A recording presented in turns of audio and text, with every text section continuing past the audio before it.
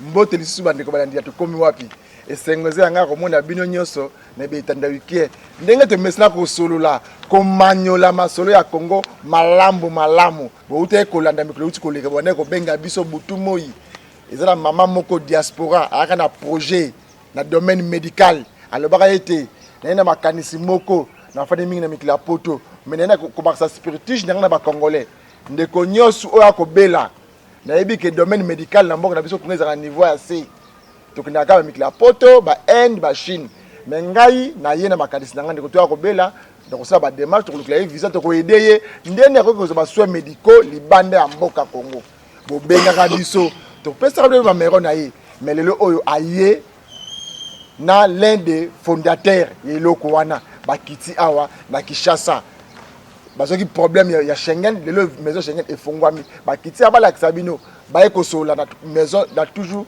na to komi wapi bala kisabino nini baye kosala awa pour la deuxième fois et puis nini ya sikala meli bino bona na boke binyosu eza bilingue moi français moi lingala bobika ndenge ezala ataki Congo peut robeta chiluba pe swahili air moroboy bobi moi bobika biloko ezala ekokende kitoko na kimanyanga peut robeta moi mbote papa Didi. Bonjour.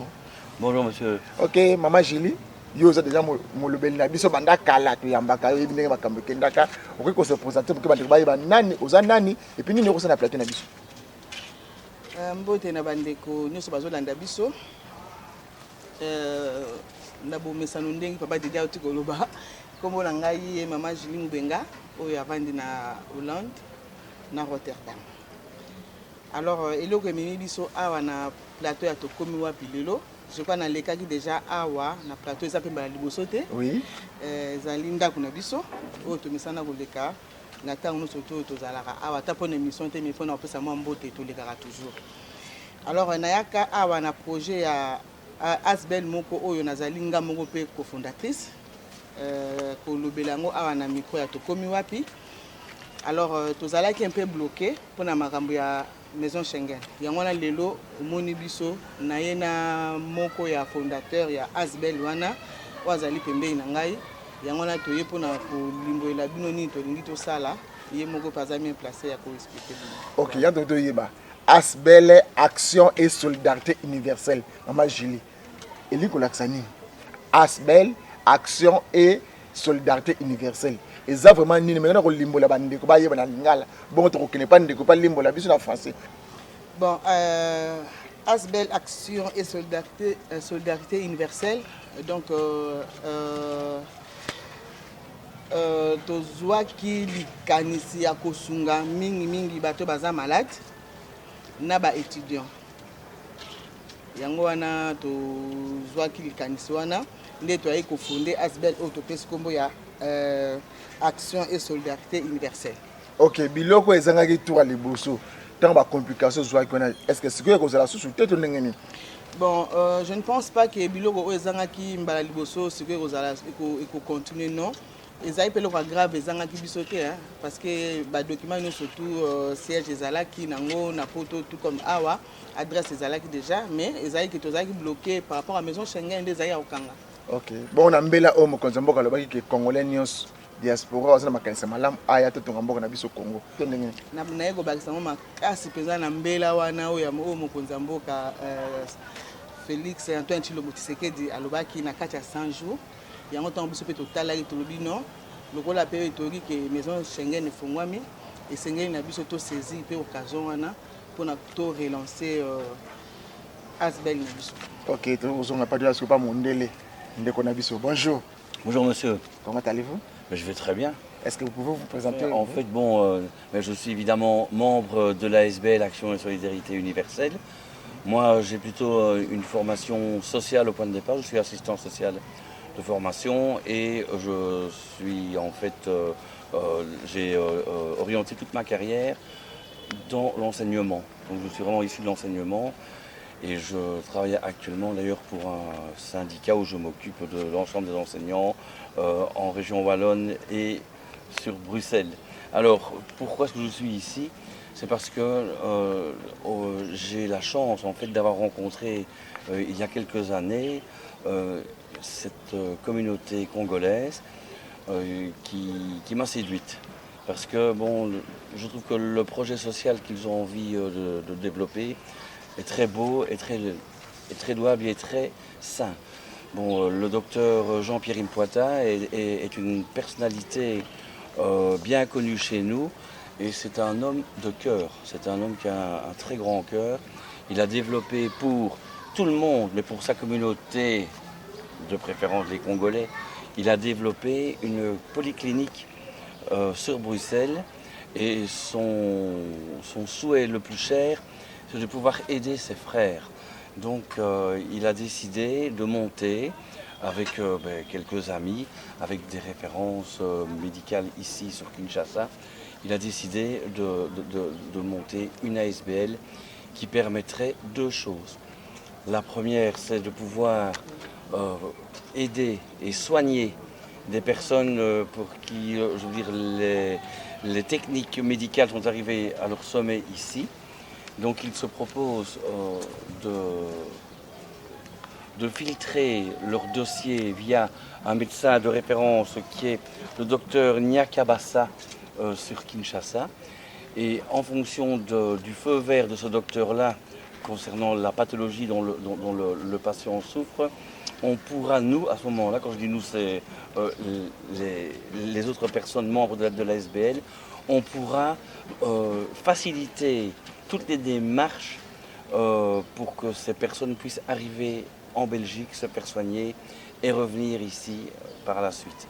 Donc notre rôle à nous n'est pas un rôle médical, ça c'est une affaire de médecin à médecin. Notre rôle à nous, c'est de faciliter vraiment toutes les démarches administratives pour ces personnes-là. Donc il y a évidemment la phase obtention d'un visa, il y a la phase prise en charge de ces personnes arrivées en Belgique, mais depuis l'aéroport jusqu'à l'aéroport. Donc on les reçoit chez nous, on va les chercher, on les loge, on les soigne d'abord. Et puis on les loge, on les nourrit durant leur convalescence et on les ramène jusqu'à Kinshasa, jusqu'à Zaventem. À Kinshasa, il y a une personne relais ici de l'ASBL qui s'occupera de les ramener chez elle.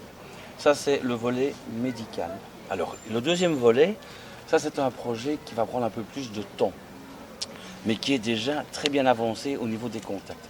Notre souhait, c'est de pouvoir offrir un plus en termes de formation, de pouvoir offrir une expertise à des personnes qui sont issues des études techniques et professionnelles.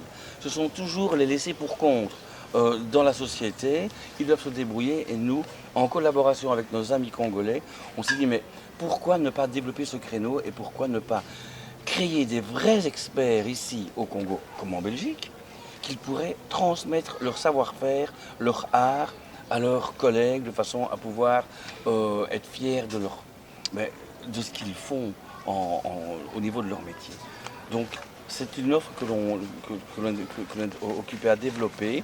On a pris tous les contacts ici très intéressants au niveau du Congo, du Kinshasa en particulier.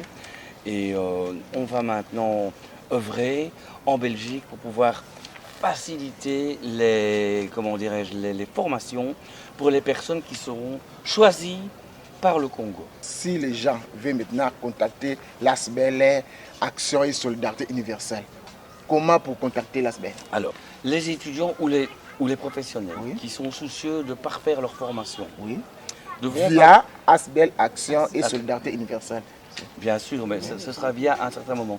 Ils vont d'abord être sélectionnés, choisis par leur directeur d'école.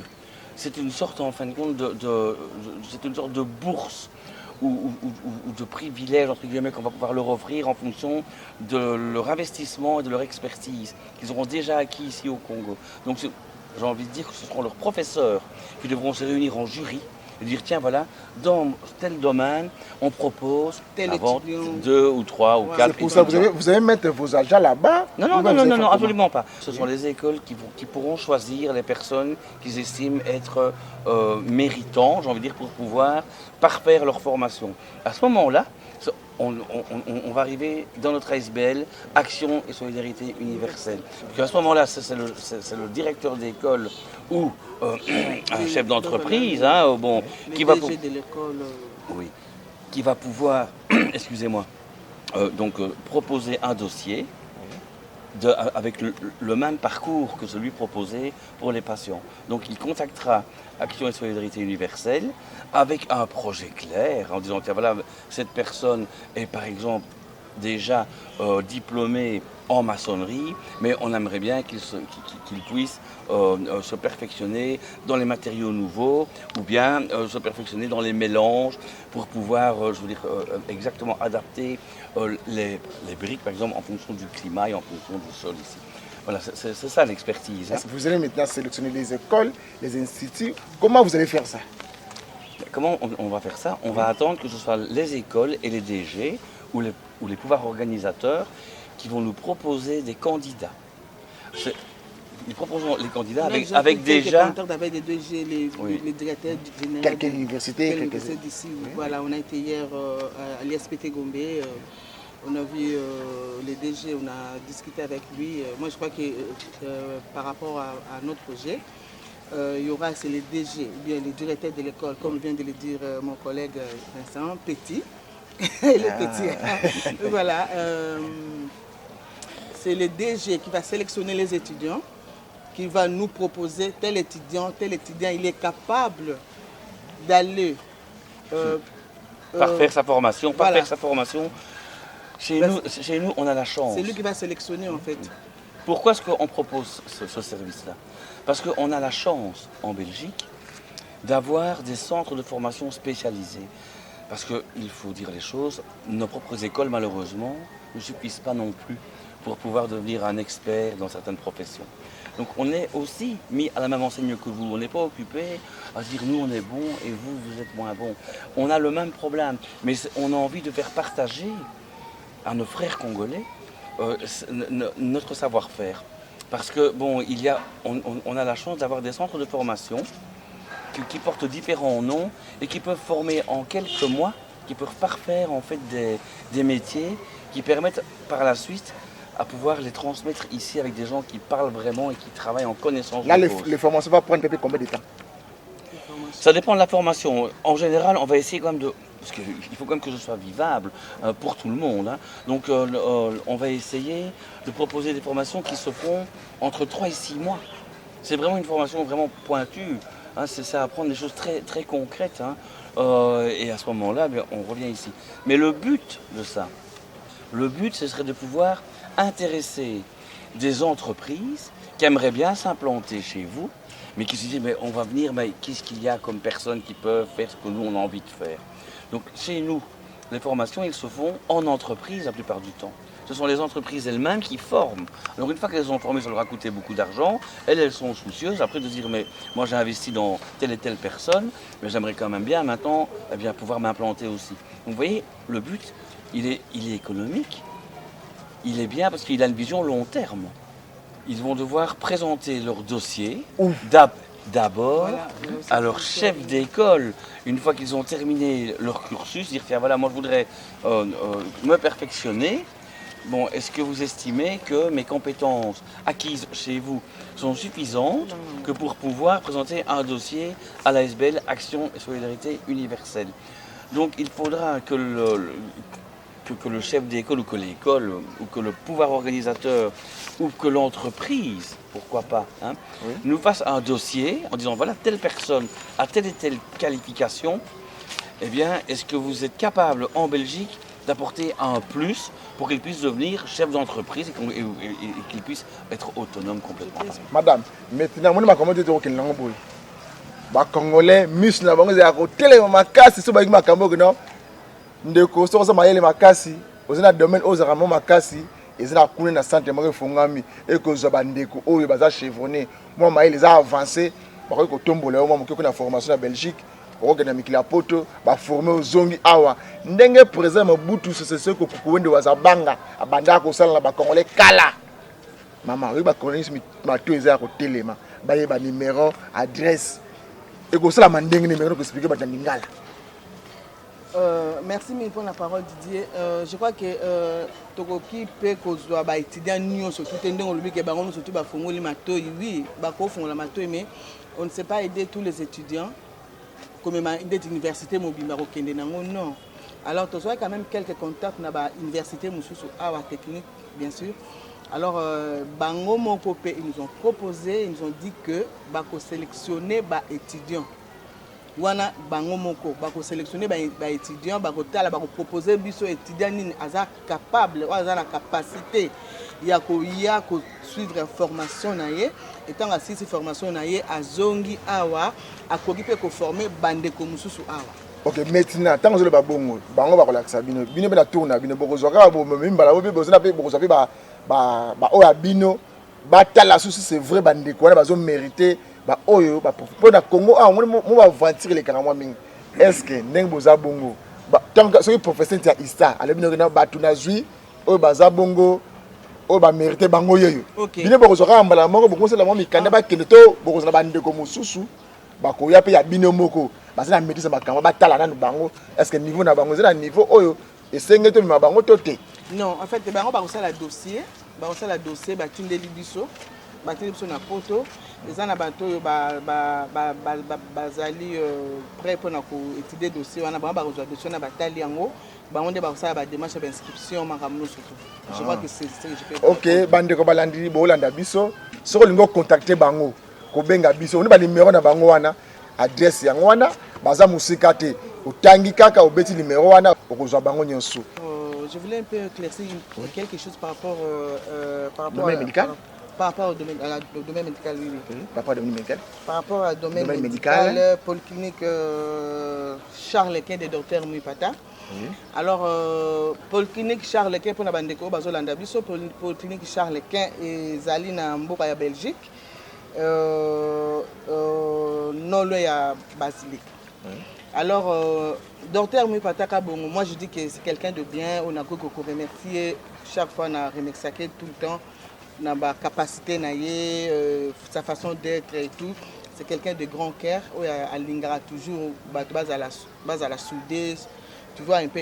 Alors, on a, comment on a mutu apesi bande connaît ba Congo l'opportunité oyo ke a aider bango pour na ba ko se faire soigner, il faut pas aussi abuser ngol baté ki sommes na malaria ba ko soigner a typhoïde ba soigner rango awa amemeli biso dossier non ezana ba maladie penza oyo zake awe zo senga ke mutu akeli banda mutu akende na Inde akende na Afrique du Sud akende na Belgique alors ça peut na bato mutu aza malade mais il a aussi des possibilités, mais c'est même pas par où commencer pour nos démarches à se faire soigner na poto yé mon copé.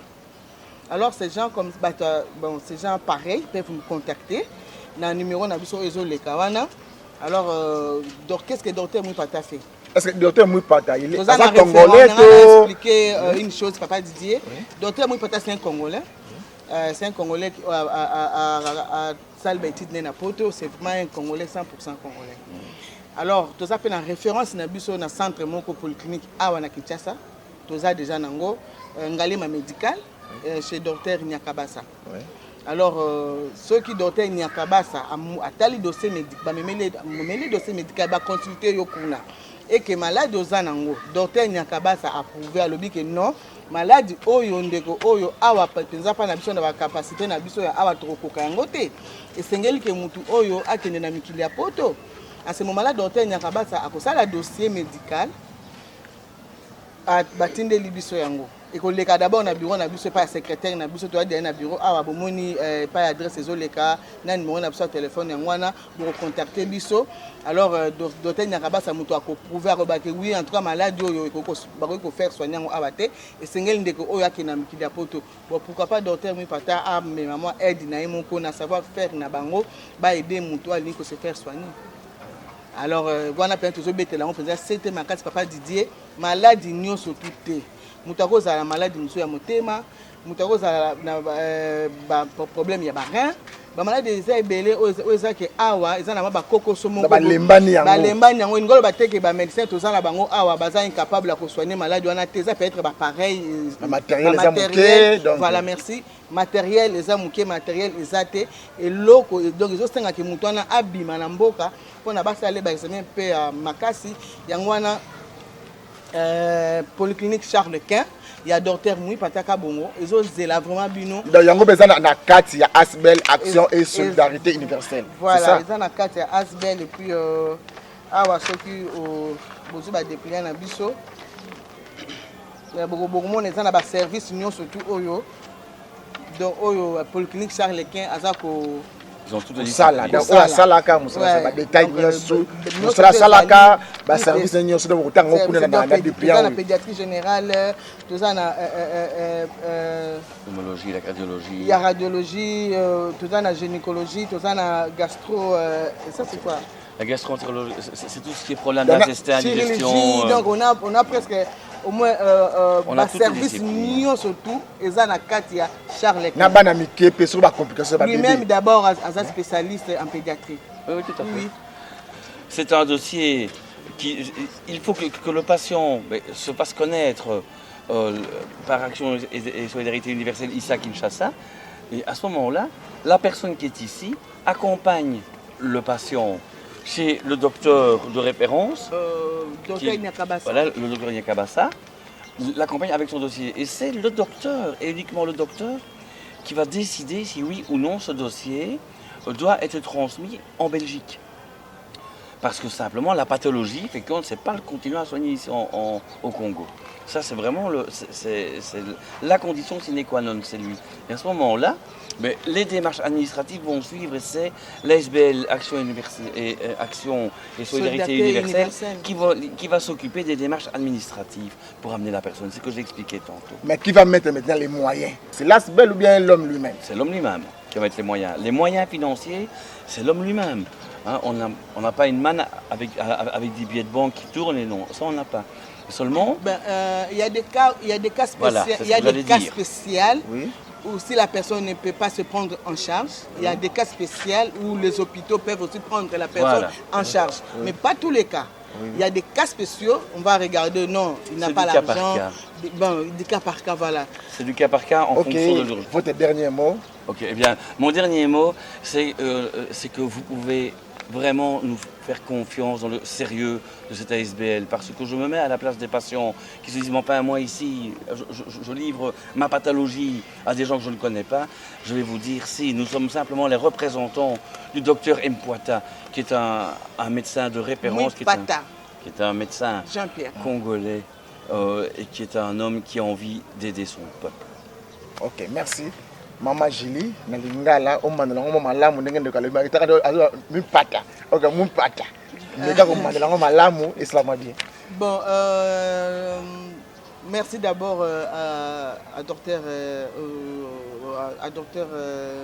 Mouipata. Kabo, on a plus de docteur Mouipata Kabo. Merci mingi pour na idée oyo, pour na ma kanisi. Oyo, toujours qui dans l'ensemble en fait, tous les surtout il est parmi les cofondateurs et ASBEL Oyo. Alors merci beaucoup docteur Mouipata pour ma kanisi et puis là on a aussi un bandit congolais.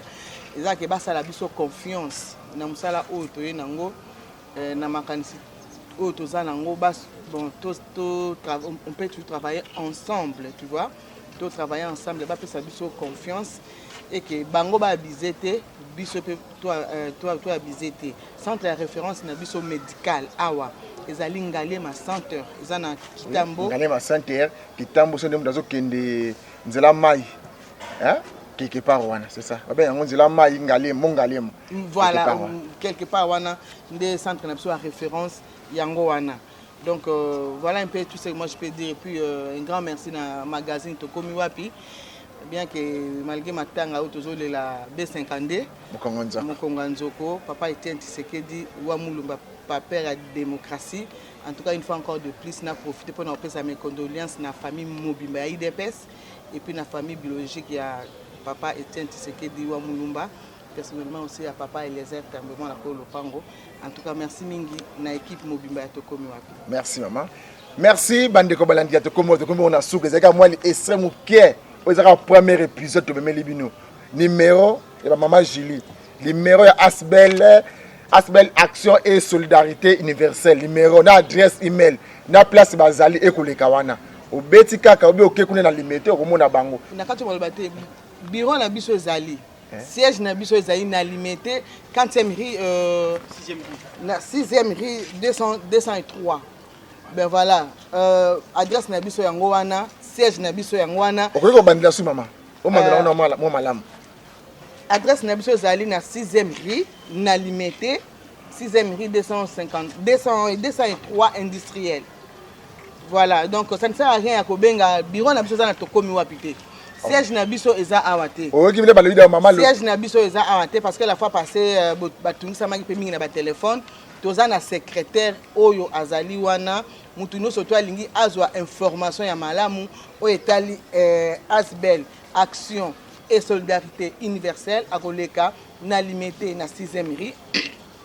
Numéro 203, beaucoup de secrétaire na biso azali wana akopesa bino ba information nyo surtout. C'est des formulaires à remplir. Soki ezali nyo surtout beaucoup tango wana. Siège na biso eza na tokomi wapité. Siège na biso eza na limité. Référence ya hôpital na biso ezali pa ya docteur Nyakabasa wana soki mutu aza maladi oyo esengi ke abima na mboka nde akokutama na docteur Nyakabasa mukolo Ngalema Santé. Voilà, c'est tout ce que... Okay. Voilà, nakati ya Asbel na biso action toza na quelques biloko moi balançoire biloko eza tellement ébélé mais toyaki pendant une semaine seulement pour to komana nous loka pe matanga munene za na mboka to assister yango alors toyaki moi muke mbangu pour ba rendez-vous c'est pesama ki moi ba répondre de que to ya na ba rendez-vous na biso donc moi to tike za la soutenir to yembang mais toza quand même na moi ba biloko o toyaki nango loko la docteur azali aza pédiatre a pensé que mingi pour na pédiatrie na bana mike to na ba balançoire oyo to kopesa na quelques hôpitaux quoi dans les hôpitaux mingi na service ya pédiatrie. Alors nous avons des balançoires auto partagés pour na bana ezali ba action ya Asbel na biso action solidarité universelle nde ebongisi moi ba cadeau wana mais papa di déblo que c'est belé je crois to kozonga surtout dans 2 mois le temps to mi bongisa pour le kande nini ko ya na conteneur puis parce que transport ça paye moi mketa lo makasi alors on est en train de chercher par quel moyen ya na babilo ko wana pona ko ya ko kabola na ba hôpitaux. Voilà. Merci maman. Bande ko balandi ya to komo wapi boyende ezalaka to baki boyezala ba congolais mususu ba mama mususu ya mboka Congo ba bima libanda mboka nzoto nde bima motema na molimo zena kata Congo ba ide yango yeye to benga na numéro zo le kawana adresse yango wana yaka na ndenge malamu kende kuna na Ngalema Center ba salio ba quête ba salio ba examen malamu ba tali plan ndenge ke yo zo mériter ko kende ko zo soin na mboka ba paya premier ça te bande ko pe batangaka ba étudiant inikin inilu ista bande ko tout o batanga na mboka biso Congo o bazana ba université yango yo bolanda bolandi ba mama na papa ba lobby bazabo ba fondateur ya ONG Asbel Action et Solidarité Universelle baina makama malamu pour na mboka na biso Congo botanga na ndenge moko bien tant que vous avez chance bande ko musu bazali lo ba mécanicien kitoko na kata mboko Congo soit kengele monteur et ko ça même 10 ans ba ndoza formation na Allemagne na ba Belgique baza awa na kotanga ba komona bango te mais toyebi bango papa Didier merci na katu malobate na bakisamo eloko moko na o to lo bawana na ina encourager ba jeunes garçons bande ko na biso mibali bana na biso tozo bota bilenge et tokoki pe komi pesa na kati ya métier elingi te koloba elobi te ke soki mutu po azwa vie faut ka sala université non to sala ka pe erreur okoko si sa école secondaire na yo aux diplôme na yo okoki pe ko se lancer na métier mécanique menuiserie ba métier ebele to za besoin ya batu ya ndenge wana pona papa obomoni awa eza musala na ye donc eza vraiment musala na ye ba ko former bino kitoko tant yo pozongi na mboka oyo ko former batu mususu par là nazo profiter na mutu azalaki madame ou maman Janine Kabemba oyo azalaki première